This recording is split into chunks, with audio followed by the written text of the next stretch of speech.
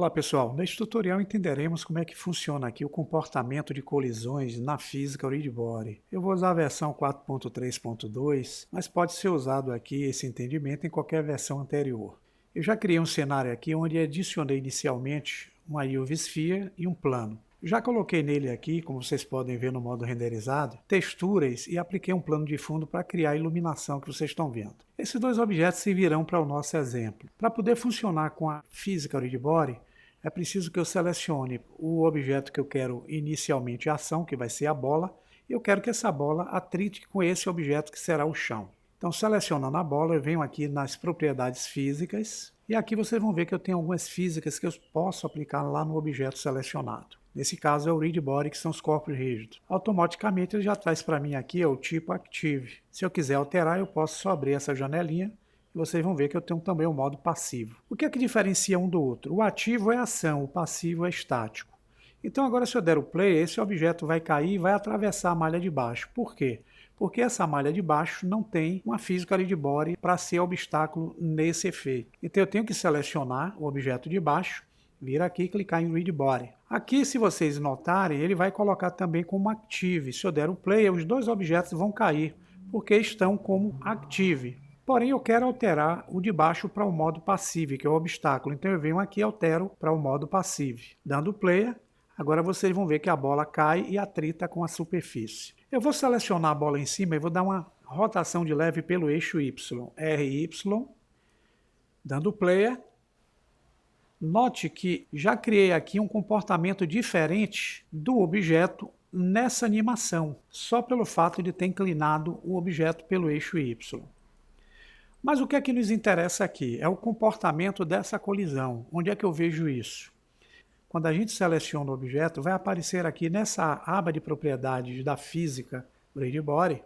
Vocês vão ver aqui uma guia chamada Collision. Eu vou usar o scroll para subir. Aqui vocês vão ver que eu tenho a condição Shape. O que é o Shape? É o formato que ele vai se comportar durante o processo de animação. Ele está usando aqui um formato Convex Hull. É como se tivesse uma forma contornando esse objeto num formato icosaédrico para fazer que ele crie essa animação que vocês estão vendo. Ó. Quando ele clica, ele dá uma roladinha como se fosse uma forma icosaédrica. Quais outras formas eu poderia alterar para ter um efeito diferenciado? Para a gente entender melhor, eu vou fazer o seguinte, eu vou criar aqui na área mais um plano, adicionando uma Mesh Plane.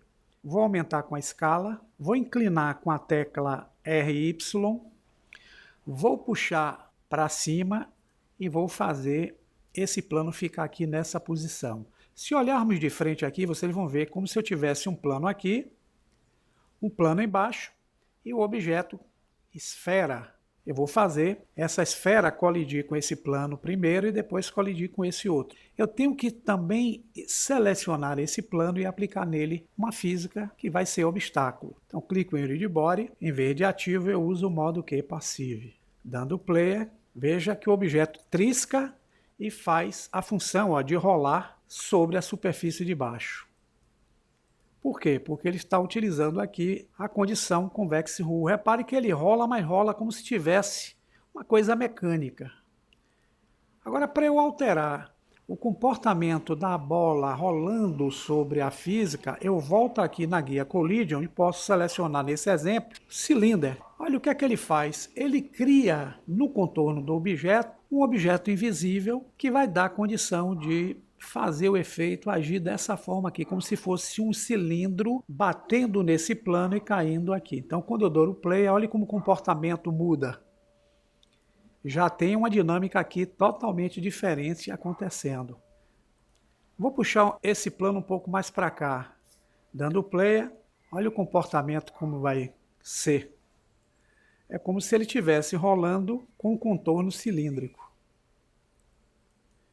Se eu quiser mudar, selecionando o objeto aqui para uma condição box, voltando à animação, ele vai ter agora um formato de uma caixa.